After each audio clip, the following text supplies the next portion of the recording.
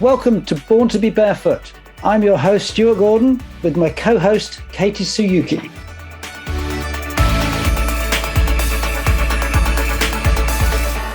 So welcome to Born to be Barefoot podcast. We're delighted to be here with our latest guest, who's a lovely lady from Australia, I believe originally, called Sharny Kieser. Sharny's got an amazing history of helping people regain health and fitness, particularly ladies after childbirth, looking at pelvic floor problems, looking at stomach problems, and she's set the world alight with what she's doing. So we're going to be quizzing her for information about how she's done this and what she's going to continue to do. So Sharny, welcome. Thank you for having me. That's our pleasure. And as always, my co-host Katie is here, who's going to be throwing in some probing questions. Katie, take it away. Girl on girl, lady to lady. Hey, I think we can include everyone in on this. You have 5 kids. I'm sure you've heard, you've talked to your wife about it a couple times, I'm sure. Once or twice, yeah. But Sharny, so you have this amazing program that, you want to bring to the world. You make it really accessible, no equipment, 5 minutes long. It seems awesome. Where did this come from? I think your husband's quite involved as well. Yeah, just through desperation of my own desperation to fix myself. So we've got quite a few different programs. It really started for me with weight loss at first because I suffered postnatal depression, having so many kids consecutively and not really understanding what was going on with my mind, why I was always feeling sad. And how consecutive are they? You got 6 kids. How consecutive? 12 months apart. So, we've got an older son who's 26, and then we have a big gap, and then we've got between 6 and 12. So about 13 months. So when I was pregnant, I'd have the baby and then be breastfeeding, and then I'd be pregnant again fairly quickly. So that went on for 5 children. Wow. Which I obviously wouldn't have it. And he was insane at the time because, you're sleep deprived. There's so much going on. Everything's hurting. You're not brushing your hair. You're just getting through the day.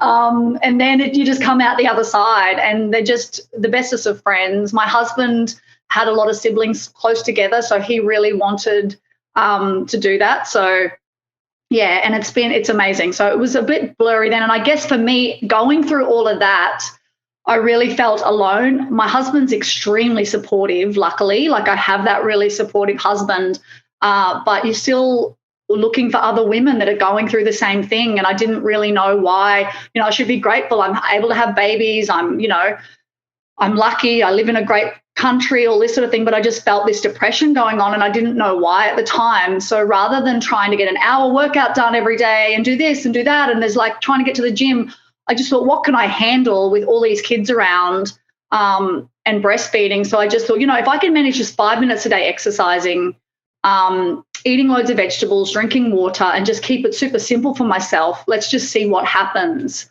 And there was a big catalyst for me because I was in the shower one day, sitting in the bottom of the shower, just crying, just didn't know. I felt like I was failing, all as mothers, we all go through this, but we don't talk about it because we're embarrassed or we're scared of being judged. So it was that pivotal moment for me where I just didn't know myself anymore. I just lost myself because I was very confident. I'd always go to meetings and chat with other people, and I was just always out and about, and I became very at home, really not wanting to see anybody. So it was such a big difference for me. So then that's how I just started piece by piece losing my weight and lost 30 kilos and obviously got myself back again. But from that, my pelvic floor was from having so many kids consecutively. I didn't know what I didn't know, I didn't know that I could do these exercises as a preventative, and I had my ab separation and things going on. So that's how our Strong Core and Pelvic Floor program was created. So it's been very organic for me going through it. Obviously, we had a gym originally, but I just really wanted to help more than just the town I was in. We wanted to get online. So we started writing books. We've written 13 books. And it's just been really organic with how we've kind of evolved. And at the core of it, it's always been I need to help other mums know that they're worth it and know that they can have their best life and it doesn't have to be difficult. Like, we will all have our difficult days, right? Men and women, but you can really find happiness. You don't have to live through this miserable existence and be stressed all the time. So that's kind of how everything. So we've now got like 9 programs. Yeah. Wow. Fantastic. That's all the best things come from, that sort of situation, organic, a little bit of desperation. Yeah. Like going through and just being so desperate for a solution, especially with my pelvic floor and core, not being able to play with my kids because I'd have to wear a pad, I'd like pee myself and you're embarrassed about that. So obviously there was no way I'd ever wear white because that's just disastrous. It'd be dark colors. When we go to a trampoline park, I couldn't jump on the trampoline with the kids unless I wore a pad. But I mean, that pad would be soaked because I'd pee myself just jumping. And I honestly just didn't know that would happen. But then once it's happened, it's like, okay, is this how it's always got to be now? Is this it for me now?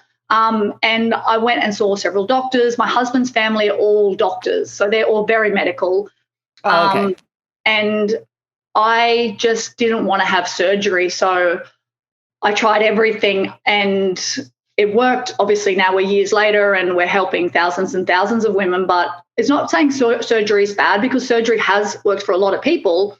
But surgery also hasn't worked for a lot of people. So it kind of is like, what feels right for you? Go down the path. Here's the options. Which is best for you? Yeah. Yeah. I can see that. Yeah. Wow. That's a lot of males out there might not know about the pelvic floor, or why don't you tell us a little bit about maybe that anatomy or kind of what happens and so let's educate people out there. Yeah, because it's quite embarrassing for a woman, and thank gosh my husband's so open and caring anyway. But for a lot of men, they don't realize it, whether their mother doesn't share it with them or whether they just don't know when they get into marriage that a woman's body is going to change, especially when she has children, So for me, my pelvic floor was weak, and that's just through your body does give up. It tries to heal, and then eventually if you're not doing the right exercises and what it needs, it'll just give way. And that doesn't mean it's over forever. It just means it's kind of given up along the way. And that's what happened to me. So it was my pelvic floor as well as my ab separation. So my abs they're meant to go back together. Once you kind of have the baby, after a while, they just kind of heal back together. And mine just stopped going back together. So there was a 6 centimeter gap for me. 6 centimeter, wow. Which is huge. Wow. But I mean, I had 5 kids within 5.5 years. So that's a marathon in itself. So if I had been doing exercises along the way, I could have prevented it, but you don't know what you don't know at the time. Yeah. And I was so caught up in the whirlwind of pumping out babies that I didn't really think about those things. So for me to be able to allow mothers to be able to prevent it, great, but also heal it. So for me as well, I had what we nicknamed rat's nuts, which are hemorrhoids. So it's basically where you have like these little balls coming out of your butt, to be completely frank. My husband used to call them my rat's nuts. And it just became a joke rather than getting, because it used to upset me. I used to cry, and it was just. My husband calls them bum berries. That's great too. So, it's a real thing that women go through. Oh, yeah. About. So it was just understand, it's painful. So to know that I've gone through all of that and come out the other side fitter and healthier than ever, like I'm 42 now, and I feel honestly amazing. I feel happy. I just want your Instagram pictures. You look amazing. Thank you. You have envious tummy of most 20. Like I think in one of your quotes, it's like, "Oh, bring your tummy back to your 20s" or something like that. And I'm like, "Oh yeah, I think your program works." I've still got stretch marks, and it took me a long time to just love myself anyway. So for me, one thing that I feel very passionate about is women just embracing their stretch marks and knowing you can still have an amazing body with stretch marks.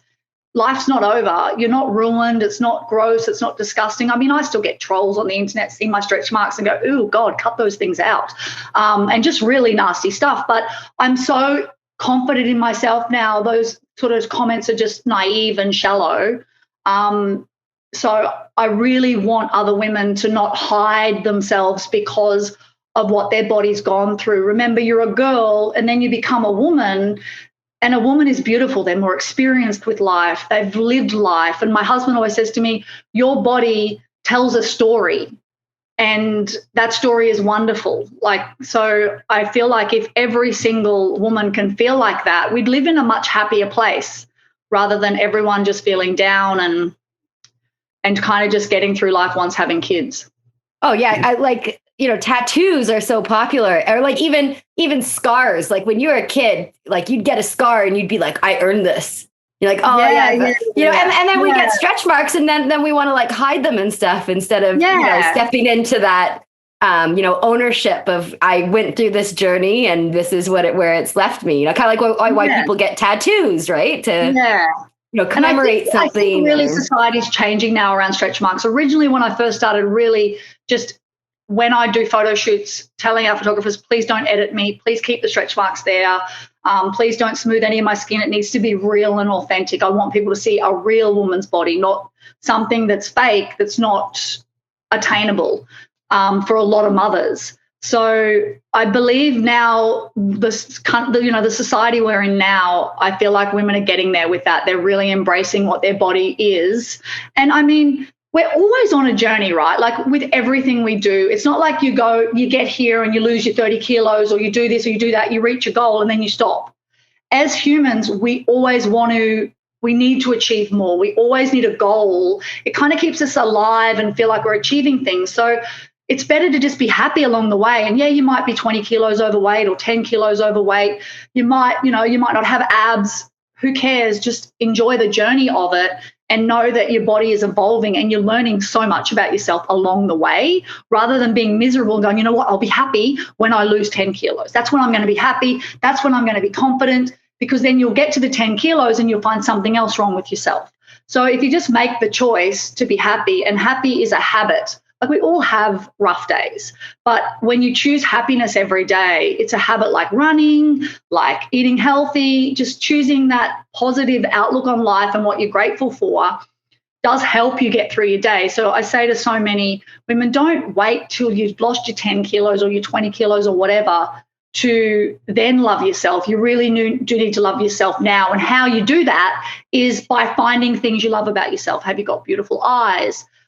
Gorgeous hands, feet? Have you got gorgeous calf muscles? Like, what do you love that you're just like, oh my God, I love my ears? Like, start to focus on what you love. And then that pivot will happen where you'll start to lose a bit of weight. And you're like, oh, wow, I can see that muscle coming back. Or, oh, I can see some definition in my stomach. Like, and this goes for men as well. It's just men suffer more in silence than women. They don't really talk about it as much. So my husband, then that's how our male program started, like Fit Dad and Iron Dad, was men kind of suffer quietly in the background a lot of the time. So our mothers were like, do you have a program for my husband? And that's kind of where my husband comes in and trains all the fathers as well, which is huge as well. Like, I think, and for a lot of men, they don't speak up like women do. We're quite vocal when it comes to how we feel, especially when we're around other supportive women. And maybe like that's just it too. Like, women who are in a healing process or they normally seek out other women that, to talk to them. Whereas, like you said, males kind of do it a little bit more in silence and kind of keep it to and I think it's harder for them to find those support groups because they're not as forthcoming with information. Yeah, well, even to their buddies. Well, Stuart, you're here. Like, for males, you kind of got to have that, not toughness, but that confidence about you where you got it together, and you got it together for your wife and your family, and you can't really just say, you know what, today I'm having a rough month where I just don't feel great about myself or whatever. Yeah, it's a really interesting one. When I treat people for a living, Sharny, so for 30 years have been one-on-one, coming in for a treatment for whatever it might be, bad back, bad shoulder, bad knee, bad foot, probably equal numbers, males and females, all sorts of ages. And what I've been listening to what you two have been chatting about, and I find it fascinating. I've spoken to so many women who, they come in and they take most of their clothes off because I'm treating them with a full body treatment. And they're some of them are terribly shy about it, self-conscious about how they look. And there's something beautiful in all of them. It's, and it's there, and gradually, as they relax through the treatment that I do, you can see that as they start to relax, that comes out. And it's the same with blokes. When you get into an environment one-on-one, they feel safe. There's nobody there to judge them. I rabbit on and talk complete nonsense for a bit and then do some hands-on stuff. And gradually the same conversations come out in that one-on-one version. And it's all ages as well. It's really fascinating. But as you say, probably for blokes, it's more that one-on-one thing where they'll speak out and say how they feel about things or how they feel about relationships or their body, how they look, how they feel. I'm overweight, I'm unfit. I know I've got to. But women, it's the group thing. And my wife's a Pilates teacher and has been for over 20 years and was a gym instructor prior to that. So she works with these groups of 10, 12 women doing Pilates. And there's this incredible support network that comes out and they talk to each other and share experiences. And the whole core strength thing, the pelvic floor strength thing comes into that. And then I talk to blokes about it on a one-on-one thing, and half of them don't even know they've got a pelvic floor. And you say, yep, it's there. Yeah. And even some of the fittest people I've treated, fantastic CrossFit athletes who can pump out the CrossFit sit-ups all day, when you ask them to isolate and engage the pelvic floor, got no idea. So everybody needs this kind of baseline help because guys don't want to be incontinent any more than women do, I can assure you. It's a part of it, and it happens and that's another thing that I think that happens a lot more than what's talked about with males is not being able to hold their pee or and that's that's not fun for anybody. Been there and got that t-shirt, and I've had medical tests through the whole range of that. And largely, if I talk to a male one-on-one in my treatment room, suddenly stuff comes out. And, then there's this whole, thousands of people I've treated over the years. It's all there. And we can then, what I admire, and I've failed miserably to find a way to get across what I do on a one-on-one basis, on a group basis. So what you've done, Sharny, is what I think is fantastic, is you've taken out your subject matter or our subject matter that we're talking about now to a wider audience and got people engaging with it in massive numbers. And, I love doing it one-on-one, but I'd love to find a way for me to do that on a group to help more people than one person at a time. This is what I find really fascinating. I'm rubbish on things on the internet and engaging with communities. It doesn't suit. There's a great book. Well, I say it's a great book. I read the first chapter called Men Are From Mars and Women Are From Venus. I guess you may have heard of it. I don't know. The first chapter. Well, the first chapter said it all, which is the guys were there on their planet looking across through these, one of them made a telescope, I think, and they were looking at these lovely soft, rounded, comfy creatures, which they didn't realize were women sitting on their planet in Venus, always in groups talking. And so the blokes automatically assume that these women obviously had a problem and needed help. So that's the fundamental difference. So the blokes all went off to their individual caves and came up with ideas to how to make a spaceship to travel to help these women. And, when they got there, the women were like, well, actually, no, we're quite happy discussing things amongst ourselves. It was like, okay. And then that's how the book evolved from there. And I thought, I've had enough of that now. But the principles of it were absolute, which is that there is that fantastic ability amongst women naturally to support each other in that way. Guys will get together in a bar or pub or whatever it is, in a football match after a football or a rugby match or whatever, and they'll talk about stuff, but it'll be on a different wavelength, a different way. But one-on-one, it comes out. Yeah. Yeah. So I commend you. Oh, yeah, for sure. And I think a big part of getting someone to feel better and, chemically gets like serotonin going, pumping is movement, right? Totally. Always. Yeah. Yeah. So Sharny, why don't you take us through, like you have kind of like the 5-minute special in your programs, right? Why don't you take us through a little sample of what that 5 minutes entails? Okay. So there's several different programs and all of them range for around the 5-minute mark. That's our thing, is keeping things short, because I feel like we get busy in life, and the longer you have to do something, the more commitment you have to give, the harder it is to really stick to. So our exercise is fitness, and then we've got our pelvic floor. So do you want the pelvic floor or which program. So it's kind of like you mix up the two different programs. Like one day you might be doing fitness, one day you might be doing 5 minutes of. No, you can do, well, you've got your fitness in your life and that works in with your children. Like we've really made sure that for our programs, you can do them with your kids around and you can choose, like I'll do that workout, which actually has our kids in it with us. Or I prefer not to work out with my kids. They're at school today or wherever. And then we've got the workouts on their own where you can do them live. Because honestly, some people say to us, I'm not really a fan of kids, so I'd rather just work out without kids. And I'm like, okay, so we had to literally create videos without our kids in it for people that prefer just to do that workout by themselves. So that is a fitness workout, but the pelvic floor is done. You can do it in your shower. It really depends because it only takes 5 minutes. But then it also delves into partner work because I think it's really important that your partner is involved in your healing process and understands what you're going through. Because your pelvic floor also affects you sexually, your libido, everything like that.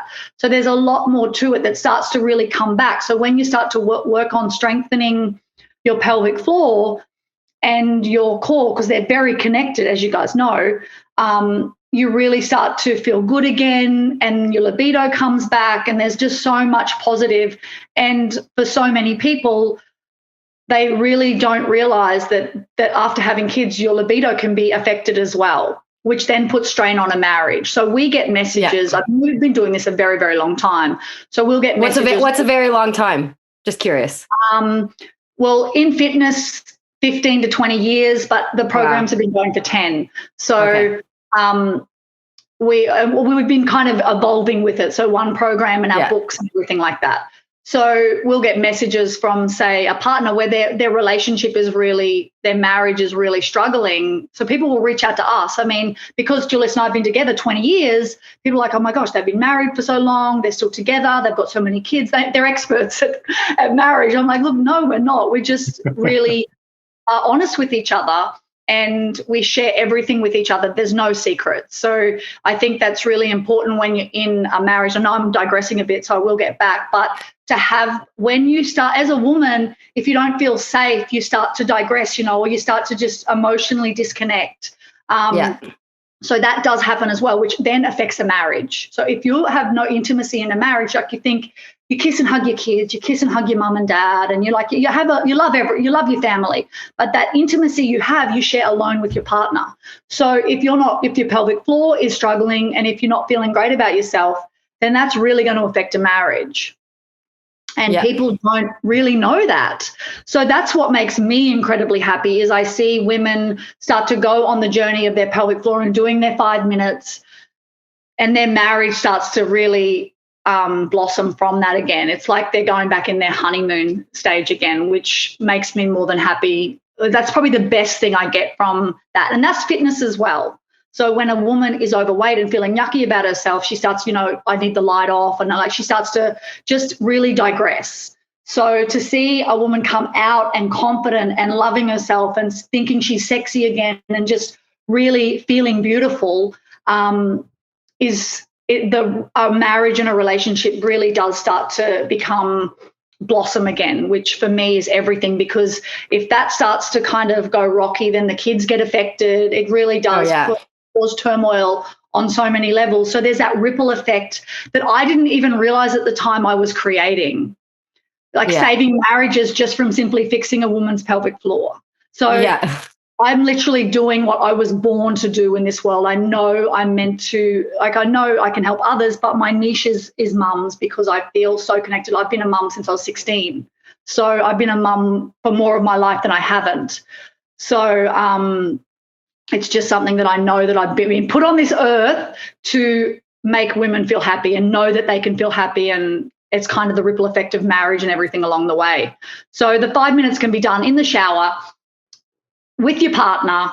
Like there's so much to it, but you kind of choose what you want to do and how much you have for the day. So you can use Kegel eggs. You don't have to if you don't want to, because some women for religious reasons or whatever, they don't feel comfortable with that. So it's really tailored to a woman and where she's at, because it's such a spectrum of where women are with what they're comfortable with doing as well. So we've really been able to allow all women to feel comfortable and do the program based on where they're comfortable. Right. And so like in this 5 minutes, is it like you say in the shower? So is it kind of exercise that you can do? Well, no, but like basically you're saying that you can stand up. Yeah, you can be anywhere really. Stand up, sitting down.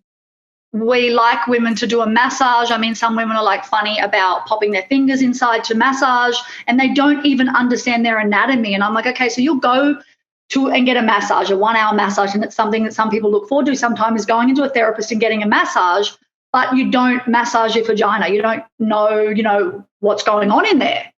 And some women don't. They're just like, no. And it's like, that for them is quite, just getting over that hurdle is something they've gone, oh, well, I didn't think of it, actually. My fingers are clean. I've had a penis inside me because I've got children, but I won't put my fingers inside me. That's something that they've got to work on, that, just alone doing that. I'm like, okay, so massaging, that your vagina needs to be massaged. Like, you need to actually, it needs to be looked after like the rest of our body, because it will just fizzle away and feel unwell. So massage is important, which you need, like 10, 20 seconds. For some women, they don't feel comfortable doing that. So we tell them to get like a nice crystal wand, and you can do it that way. But just for me, I lost feeling in my vagina, as well as had a lot of sensitivity from having so many kids. I feel like I've gone through everything. So some women have completely no feeling left there, or it's completely the other way, where it's way too sensitive and sore and painful. So, and that's a mind thing as well. So for so many women in our program, we work on mindset, and that's like loving yourself again. Because if you disconnect completely and you've had trauma, and this is going into more of the mindset stuff, but if you've had trauma going on, then your body reacts in so many different ways, and you would know that through what we think. You might have pain down there, or you completely disconnect through past traumas or whatever. So we work on mindset in the program as well, and it's all 5 minutes. Okay. Wow. Seems pretty good stuff. I could definitely see how women can get like, some women just aren't comfortable with touching themselves, and so because that comes from childhood sometimes as well. Because I don't know, your mother might tell you, don't do that, it's dirty. When all children young, they explore. Like, it's just a natural part of our body. We're learning about our body, but your hands are dirty as kids or whatever. So your parent might go, no, don't do that. So you like subconsciously have got this thing going on for yourself that you didn't even know was there. So there's so much that goes on in our community, where women really work through just that. It's massage. It's nothing more than that. It's nothing sexual to it. It's just literally, you really need to massage to know what is going on. Because our vagina is different, and so many women don't know what's smooth, what's rough, where is it numb, where is it actually painful, and they'll hand that over to a doctor to do. But for them to go, wow, Sharny, I actually didn't think that it's just a massage, and it's so important for me to understand my anatomy of my pelvic floor so that I can heal it, and I can visually see it, because visualization is so important with healing as well. Yeah, well, like you say, if you don't touch it or anything, then it does lose that sensitivity. Like we experience, we're powered by Barefoot Science, and we've talked a little bit about the insoles with you. And I can't remember the medical term for it. Stuart, what's the medical term when they lose feeling in the bottom of their feet? It happens a lot as they get older. Neuropathy. Yes, neuropathy in the feet. That's like a big problem with especially aging people, right? So, having that little bit, like our insoles provide stimulus in the bottom of the foot that it slowly increases. So you get more of that feeling, And, like you say, like bringing that part of the body back to life and getting it, sensitive, feeling stuff again, right? It's important, Yeah, absolutely. So we talked a little, I was just going to say, with vaginal birth, if you're having a lot of babies come through there's going to be some numbness, or there's going to be some change going on. So to heal that, just like you would heal your feet through lots of running or whatever's gone on for them, or through their growing up, you need to heal that as well. You got hi. Essentially, with all of these things, muscles. We're talking about muscles. We're talking about nerves. We're talking about muscles. Now, I have a sort of very simplistic way of talking about stuff like this with people, whether it's body, wherever it is in the body. A muscle can't do anything on its own. It has to have a signal going to it through the nervous system from the brain to say, do something. The brain needs information from sensory nerves. So we're talking about this whole circuit of we receive information from what we can feel and our other senses, what we can touch, taste, hear, and smell. But we need that information coming into the brain for the brain then to tell the body how to respond and to start doing things. And what you're describing with massage, and I've been doing massage for 30 odd years. That's what we're doing, whether you're massaging somebody's neck or shoulders or their foot or their back. And the point Katie's making is that the nerve system that's on the sole of the foot that our insoles stimulate is ever present throughout the body, through every soft tissue. Is that we have this system called proprioception, which I'm sure you're familiar with as a descriptive term. It's a sensory nerve system that's embedded in our soft tissues. And unless those soft tissues are moving, and unless there's fluid that lubricates those soft tissues to allow them to slide and glide, those signals can't get through to the brain. The brain doesn't know what to send out as an instruction to the muscles to move, and we just seize up. Or we move something else somewhere else will compensate for it. And then the compensation leads to a problem. And it can be, as you say, physical, emotional, whatever. The body then says, well, nothing going on down there. I'll just clam up. I'll shut down. I'll think I'm a failure. Whatever it is, your body responds. So, So true. And see, a lot of people will look at the rest of their body, but then they forget about their pelvic floor and especially their vagina, which is like, if you've had multiple children, there could potentially be trauma down there that's really just needs some tender loving care. Like, it needs time for you to heal, and it is a muscle. So it needs, like, you go to the gym and you work your biceps with weights. So that's where we bring the Kegel eggs in, because you need some resistance with working the muscle of the vagina. And that's where we have partner work as well, which brings that romance and everything back in. That's like a bonus section. It's not part of the program, but I think it's important for a partner to be included if they want to be through, because they feel like they're a part of the healing journey with you, and it reconnects them again as well, because there's so much that goes on as you're having babies and children through your life. And I know that some women that haven't had children have pelvic floor challenges as well. But for me, I'm very niched to mothers because that's my experience. I have women come in that haven't had kids and they're like, can I do the program as well? I'd love to. And it's like, sure, of course. But I've been through this myself, and I've healed myself through trial and error, because it wasn't safe to talk to other people out there about some of this stuff. So I feel like, why are we so afraid of talking about this when you've literally walking around with a billboard of children to show that, you've had babies, all that sort of stuff. So we all do it. Let's talk about it so you don't feel embarrassed anymore. So, busy mom, what does a 5-minute fitness session look like? Something while the kids are having a snack, push-ups, squats, just anything. I mean, some people have pelvic floor challenges, so we've got to tailor it down so that there's no impact. But there's so many different workouts, but they're all 5 to 15 minutes. And the thing that I like about them is if you have 30 minutes and you want to do extra rounds because you're like, oh, gosh, I'm feeling good today, and I've got another 15 minutes, the kids they're not screaming at each other yet, I can add another 10 minutes on. So it's between 5, and you can go for 30 minutes if you want to. But I find the thing that people don't realize about fitness is you don't need to work out for an hour, because the intensity of it, if you give it 100%, rather than saving yourself for an hour or 30 minutes and kind of just conserving your energy because you've got 30 minutes, if you only got 5 to 10 minutes and you can get your workout done, then you'll put everything you got into it. And then you'll burn fat for another 72 hours after that. So your body will be in fat burning mode just by having a higher intensity workout. So for me, I just like more bang for my buck, and I want to be able to go, all right, get this done, do it as best I can, know that I can get rid of everything that's in the tank in 5 minutes and walk away for the day. So I think we're been led to believe that an hour is better, but you think you work out for an hour, you're going to conserve yourself to last for that hour.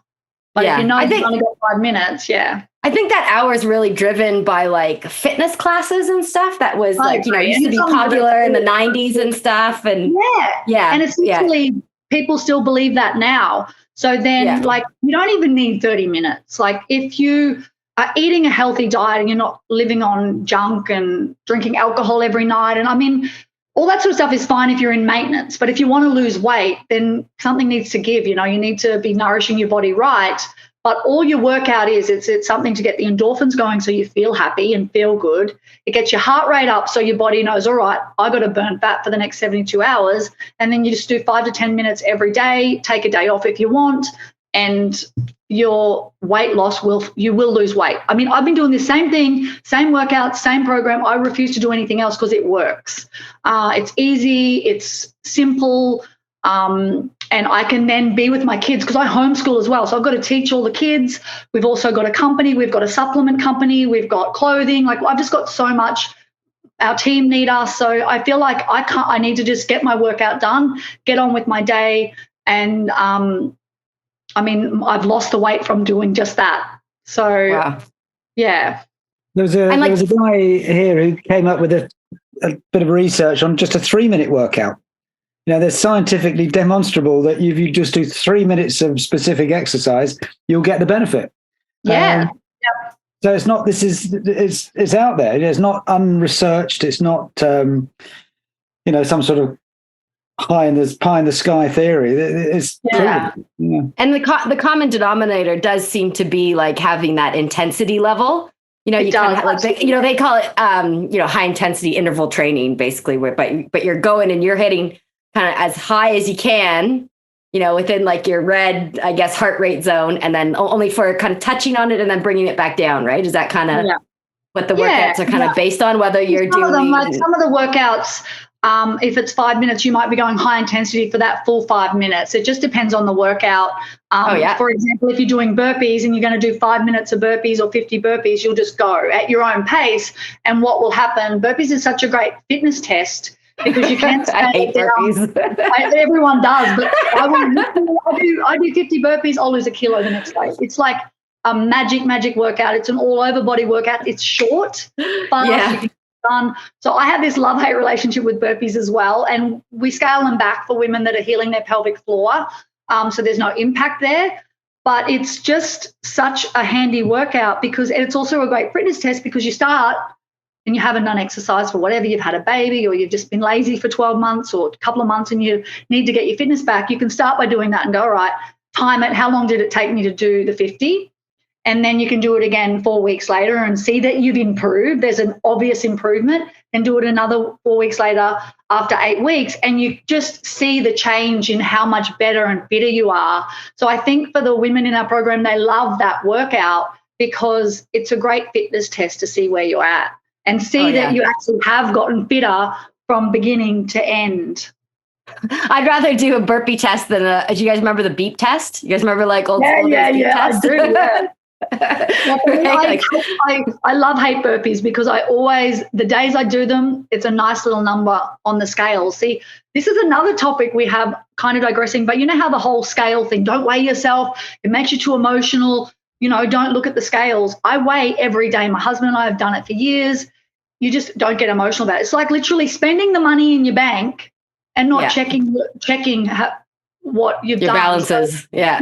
Like you're just like spending money, woo, woo, woo, woo, and you're not actually, how much have I got in my bank? And budgeting, I look at weight that way as well, because if I'm jumping on and I can kind of gauge what I ate that week or what I ate the day before, that really does tell me something about the food that I'm eating. Because for all of us, for example, when I'm trying to lose weight, chicken is really, really good, and fish, white fish. I just really tend to, specifically barramundi, if I'm eating barramundi, which is a lean white fish, my weight loss is like, I just seem to notice that I'm really dropping those kilos. If I have beef, I don't. So for some people, like my husband can have beef and he's fine, he'll lose weight easily. But you really learn when you're getting on those scales every day, you're really learning what foods are kind of your body's like not as responsive with. And I learned that through just getting on the scale. So I say to the men and the women on the program, if you're going to get all emotional, it's going to wreck your day because you've gained a kilo, then just don't do it.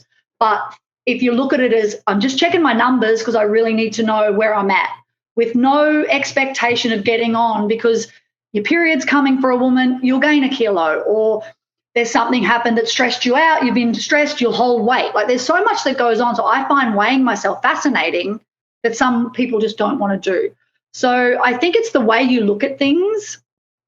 Yeah. And I think that like when you're doing it on a daily basis, then you're essentially desensitizing yourself to have those big reactions, or at least being able to, you know, control or learn about how to control those reactions, being like, oh, I'm here, but, you know, now I've been doing this for a month and I can see this trend, you know? Yeah. Yeah, I find it fascinating. So that's just something we've been able to kind of share, because people are like, how can you weigh every day and it not wreck your day? It's like, well, it's just looking at the numbers of it.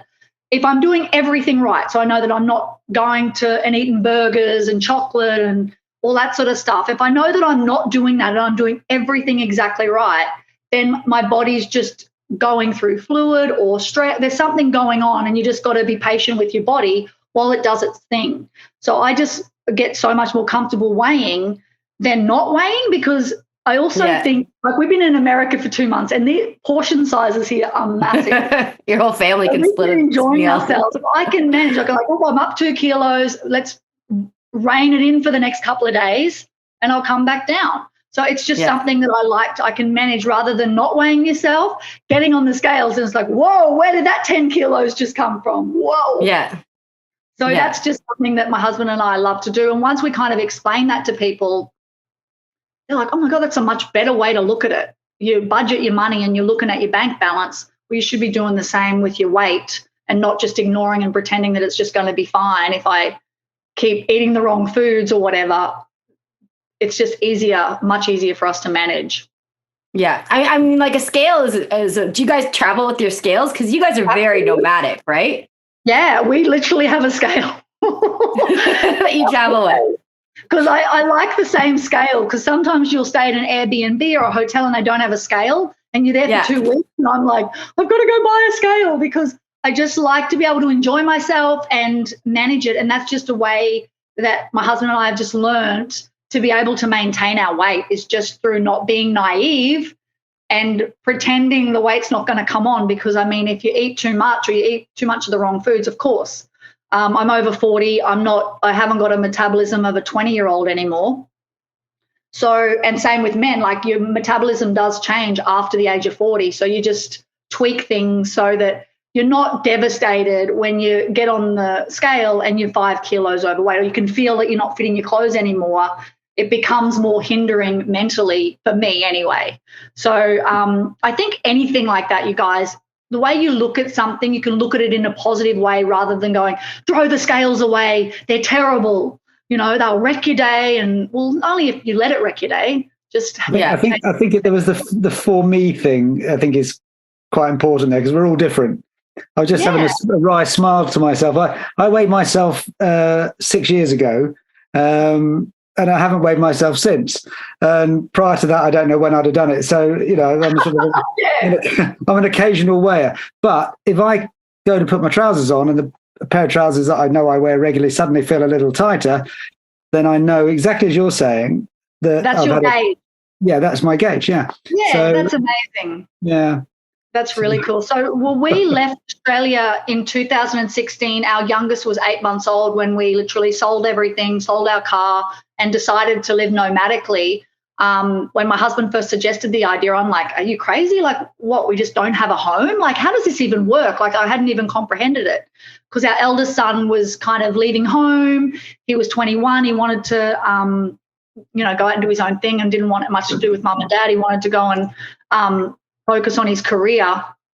So we started traveling, and we have really learned to be able to be healthy while we travel, rather than being at home, because we were in Bali for 2 months. We've been through Singapore. We spent 6 months traveling through China. We spent 3 months traveling through Japan. We've been through Thailand. We've spent a couple of months in Cambodia. Like, we've literally traveled and moved with the kids, and how to still live a healthy lifestyle while you do that. So I feel like we've been able to just share that journey with our audience and go, you know what, you will gain weight and you won't. We're not robots. Like, we will go up and down. That's, when it's Christmas, you'll have those few kilos and you come back into New Year.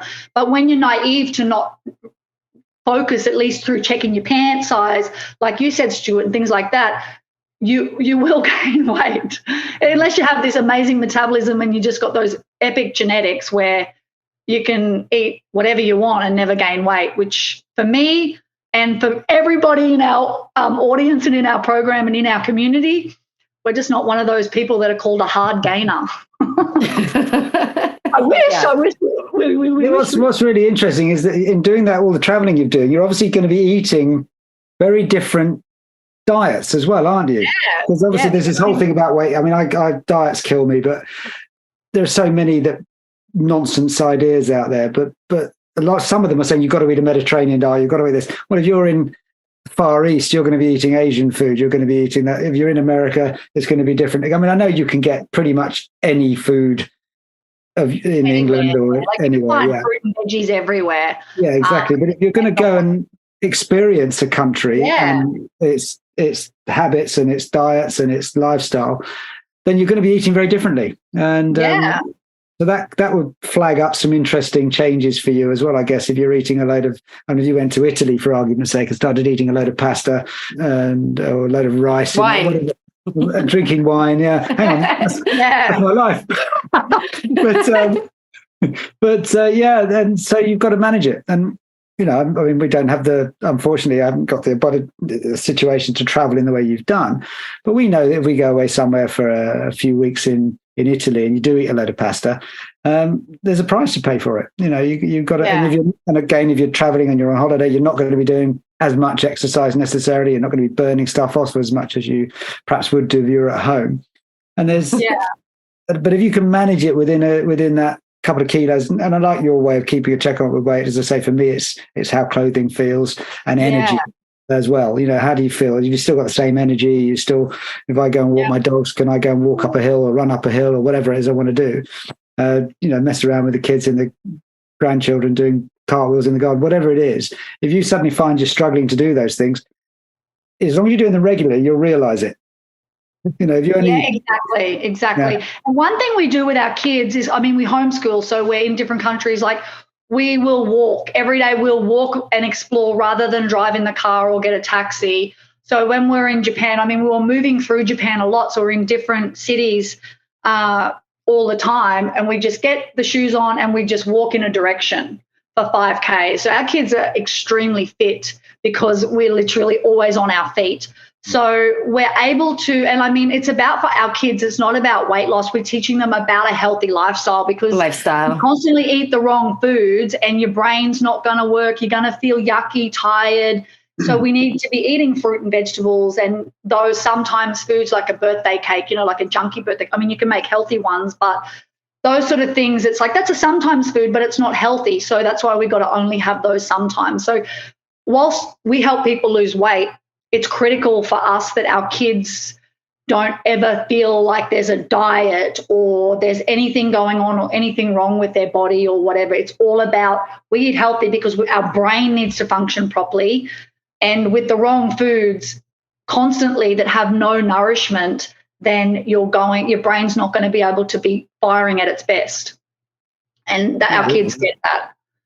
So, and for the scales, people are like, oh my gosh, so you weigh yourself in front of your kids every day. It's like, well, they're like, oh, Mum, how strong are you today? It's like, well, I'm really strong today.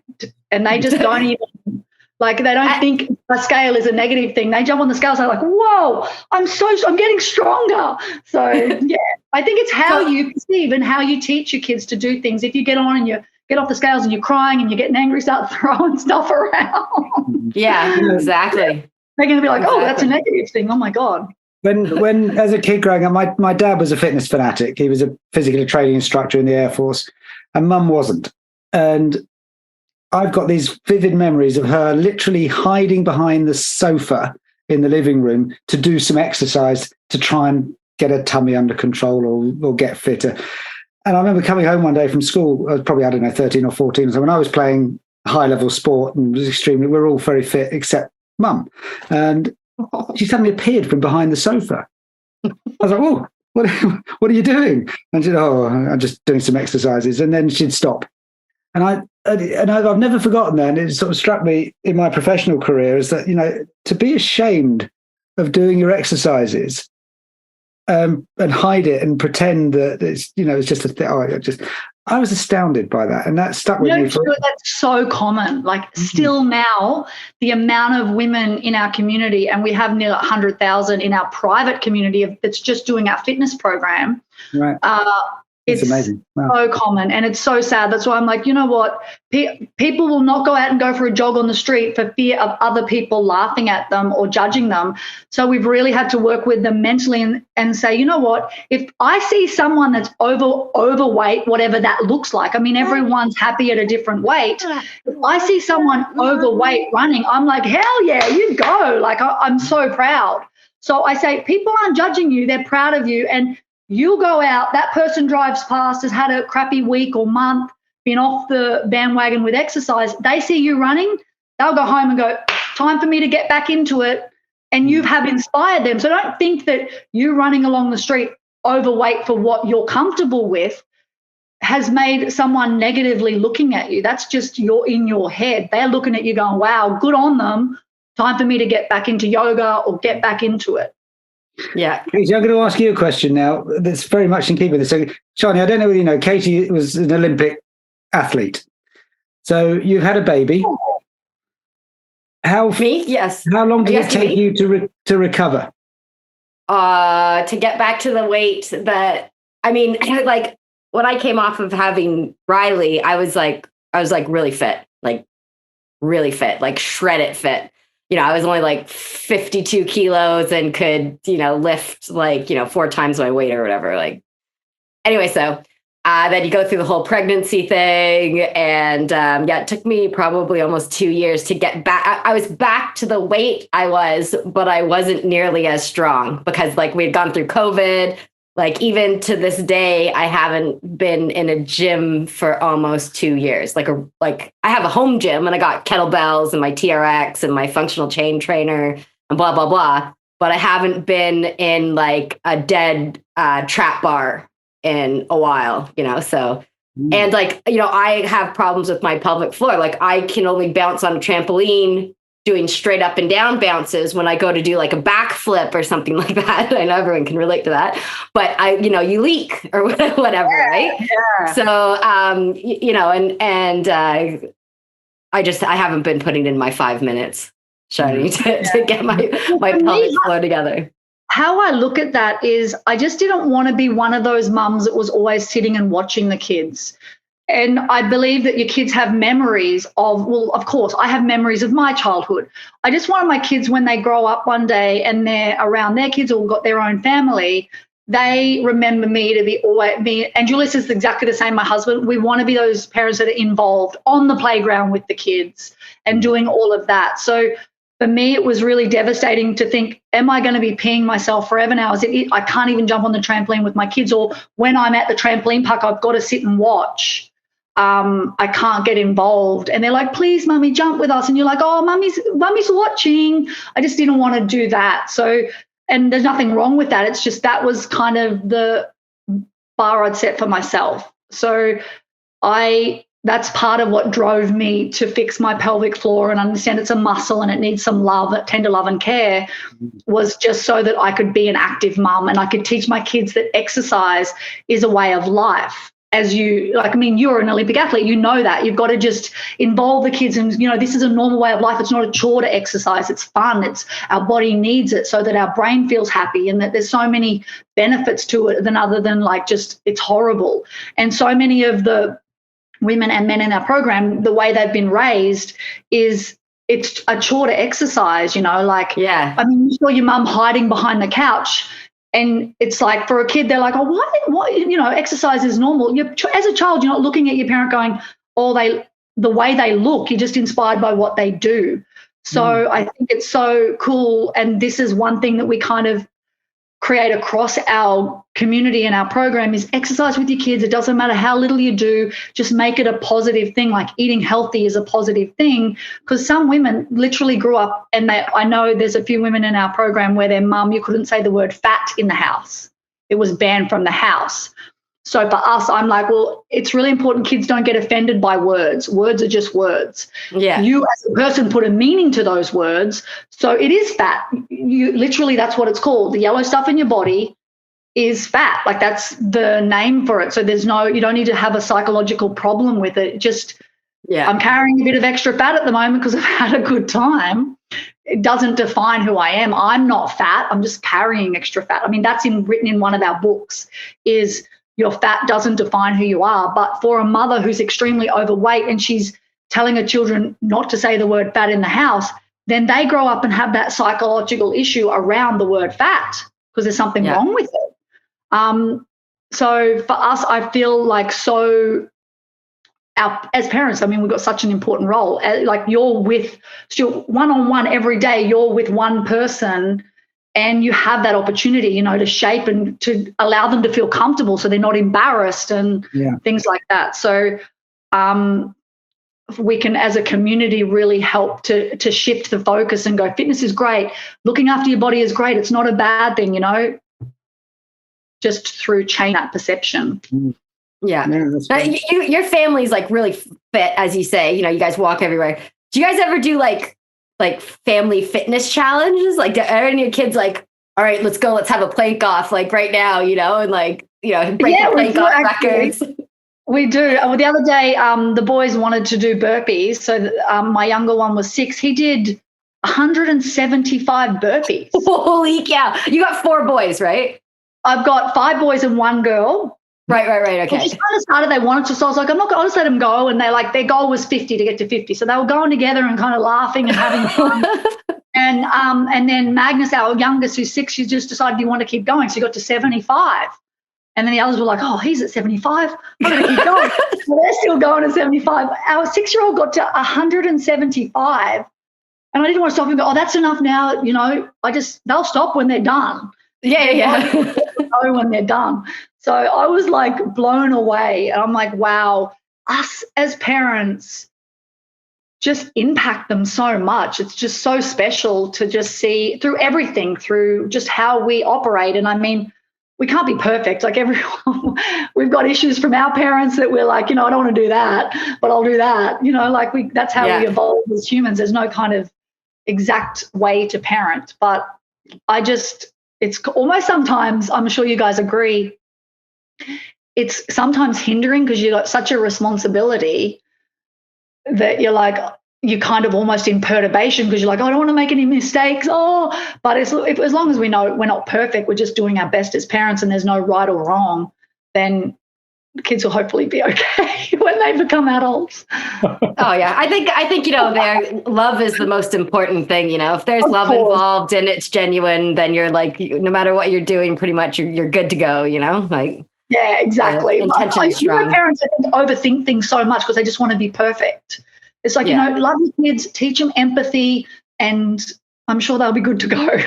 Well, social media, they talk about social media and teens and whatnot, but I do think social media and everybody, especially, when you're responsible for someone or something else, like a kid or, a partner, like, we feel really inadequate when we see these like Instagram people. A negative thing, hey? Yeah, but that's like a lot of that stuff's not real. Yeah, absolutely. My husband literally talks about that all the time, especially to our 26-year-old.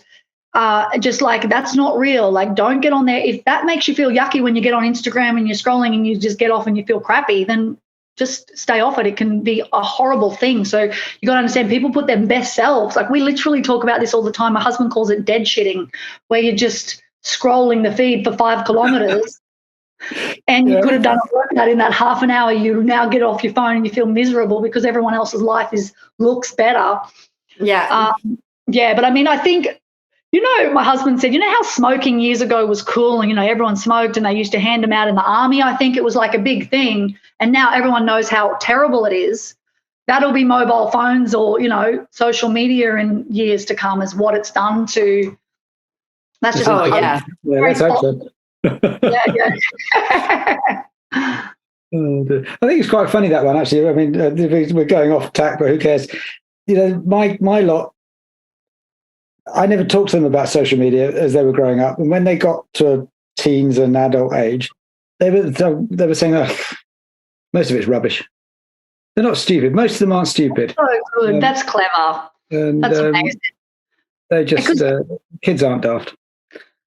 apparently what it does, and I know we are off topic, but it creates an dopamine hit, is how many likes you get and all that, as you probably already read. So people get addicted to that dopamine rush, but they just got to find it somewhere else rather than how many likes or how many comments or, it's insane.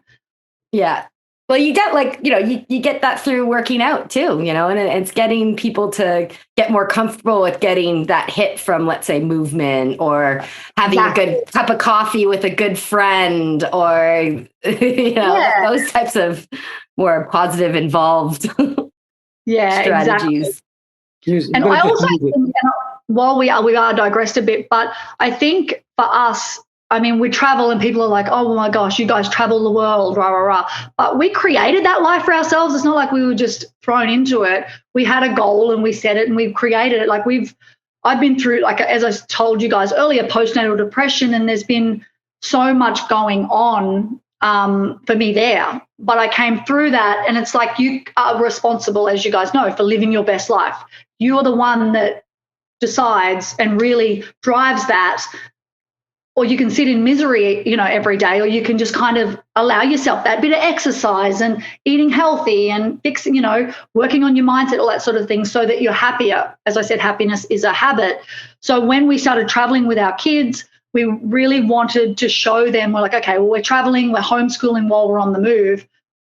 We want to show them empathy and that, people live on the street. So when we're in Cambodia, there's kids that beg on the street. And they're generally a part of a ring where they have to beg on the street because they have to bring the money back to whoever owns them or whatever. It's really devastating. So our kids would, these kids would be begging, and our kids would, take the burger that they're eating out of their mouth and hand it to them. And I'm like, okay, I'm doing okay. Like, if my child's like literally giving their own food away because they're upset that this child's hungry, then we're doing okay, So I feel like for us, we've created that for ourselves. And sometimes on social media for us, people are like, oh my God, they travel the world and la, la, la, la. It's not that. Like, we're not traveling the world because we set that up for ourselves. So I just sometimes think that the social media can be so negative. And you've got to just ignore that noise. And sometimes, even if it's bad for you, as I said, go off it, because we'll get net hate. Obviously, we're in the public eye. People judge our parenting. I mean, they judge everything every day. So, but if you just take away that 5% and focus on the people that actually are positive and have something nice to say and caring, and just ignore that, that's how you'll get through your life. So you're always going to have those people in your life that are putting pressure on you. Like, you could have a parent or a bad friend that's toxic or whatever. Just kind of block that out and focus on what's positive, rather than, because as humans, I think sometimes we tend to just, when something's bad, we're like panic, and are almost worried about that negative comment rather than focusing on what's positive, which can hinder healing our body. As you said, we go numb in our feet. There's so much that goes on with our body when that happens.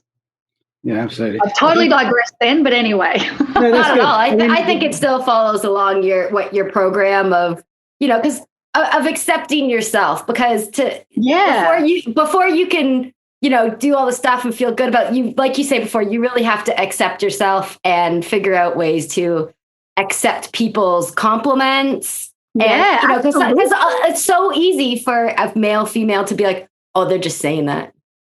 Someone's like, oh, I really like this. They're just saying that. Or give someone else a compliment as well. Because, you go to a supermarket and there might be someone that's serving you that's just having a bad day. And they're almost like quite aggressive or rude to you. Rather than getting upset with them, clearly it's not you that they're upset with. They might have just had the worst thing happen at home and they're just having a crappy day. So just say, wow, that lipstick color is just so beautiful. It looks perfect on you. You just see their whole face change.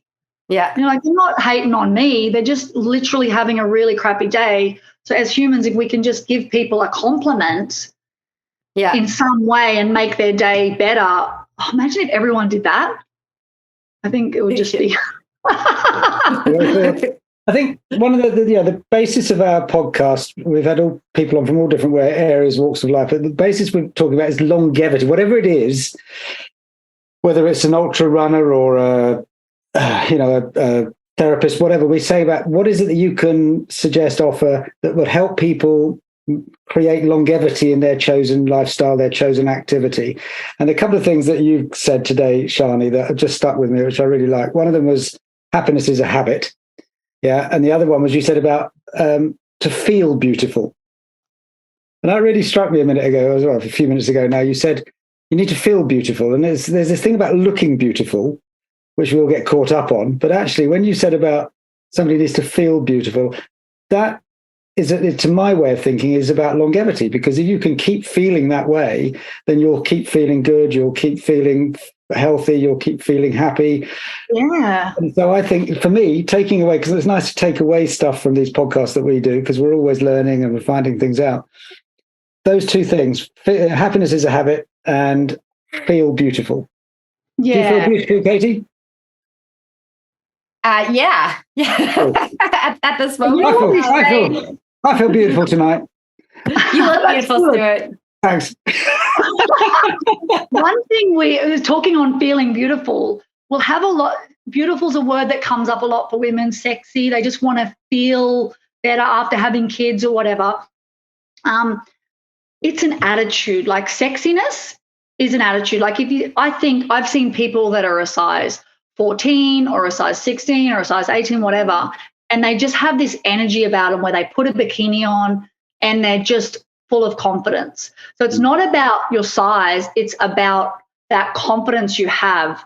And if you just wake up and go, you know what, I am sexy, and this is for men and women, and just be that and have that confidence, and the way you walk, shoulders back, there's that energy and that aura about you where you will turn heads. People will just be like, whoa, it's irrelevant on what you look like and your size. Because I've seen so many women that wouldn't be that supermodel size that people, that's changing now, but that whole perception you need to be a size 6, depending on where you are in the world. I think you guys would say size 00, whatever it is. That's irrelevant. It's all about that attitude. So sexiness is an attitude. And if you just feeling yucky, you'll just have that energy about you. But if you're just like, you know what, I am sexy and I will be sexy, and you just go through that, people notice. I've seen it all the time. And I think when you said that, Stuart, about being beautiful on the inside, it does make a massive difference about your mindset. That's why even with what you guys are doing every day, working on someone's mindset, it's not just about the exercise. It's about the mindset as well. So rather than waiting until you're lost that 30 kilos, as I said earlier, or, you've healed your pelvic floor or whatever the case may be, if you just start to be that now, and that's not even my stuff, that comes from loads of personal development, loads of experts in the industry of mindset and stuff say, be who you want to be now rather than waiting. So we say in our social media all the time, because for a woman, they just want to feel beautiful and sexy. It's an attitude. It really is. It's not about what you look like. You can change. And you have to practice too. You have to practice Absolutely. So looking in the mirror and going, I am sexy. I am sexy. And I just getting really into it. And it works for men as well, because men go through this stuff as well when they're feeling having a fat day or whatever. Pants are a bit too tight and you're like, oh, a few too many wines, a few too much. I need to ease off on the whatever. Yeah. Cool. Well, Sharny, I really love your program. Like, I think that, as you said, it's not just for the mom or the partner, it's for the dad. Like, you have programs for both, but not only that, I really like how you said that as the mom gets more confident and goes through the program, she starts feeling sexier. The marriage starts getting a little bit more glue to it, right? Or the partnership. And you're not just helping people with their bodies and their pelvic floor, but also with their whole partner lifestyle, you might even say. Yeah, and that's something I didn't even realize would happen when we started. So, but when you start your fitness journey, whoever you are out there, and you're starting on, you don't know who you're affecting around you in a positive way just by being you. You don't have to be that person that's, been doing your program for 5 minutes, like you're on it for the first few days and then you're telling everyone about it. I know you want to, but if people aren't ready to hear about it, you don't need to be that annoying person in your group that's You got to do this. You got to do that. Just be and just start to do. They'll see the results. And I'm telling you now, you'll have people you've affected around you that you don't even realize you have, just through being better for yourself. Because if you feel beautiful and you feel sexy and you feel confident in yourself, you're going to be a better mum, a better husband, a better wife, a better friend, a better, everything, just through working on yourself. And that's just through that mindset of, I choose to be happy today. There's some shit that's going on that's just making me a little stressed, but I am grateful that my kids are healthy. I'm grateful for this. I'm grateful for that, and focus on that happiness. Even when things are going wrong, keep pivoting yourself back to that happiness and that feeling beautiful, because we're problem solvers, right? Like, we've always got something going on. There's always something. Like, life's never going to be perfect. We're literally problem solvers. So we've just got to find that happiness every day, because otherwise you just get sucked into, the more negative you focus on, the more happens. It's just this cesspool. Mm-hmm. So that's why, for me personally, I literally will find my happy in every day, even when I'm feeling on my lower, because it gets me through the day, rather than it being a week of feeling miserable or a whole 2 days or a day of feeling miserable. You get better at being happy, and it might be a couple of hours of just kind of feeling a bit yucky and shaking yourself out of it. And, that's going on, but I've still got to keep moving forward. Yeah. Yeah. Now, it'll help you with everything, it'll help you with everything. Yeah. It bleeds out into all aspects of life. So, Sharny, if somebody wants to follow you, get in touch with you, want to get your programs, because this sounds like it would be a good gift even for a husband to a wife or something like that, or a wife to themselves, how do we get in touch with you? Everything Sharny and Julius, our website. Can you spell that? Can you just spell that quickly? Sharny spelled SHARNY and then AND for and Julius, JULIUS. If you Google my name, Sharny Kieser, will come up. I mean, we've been around for years. I gave birth to my youngest on 60 Minutes. What?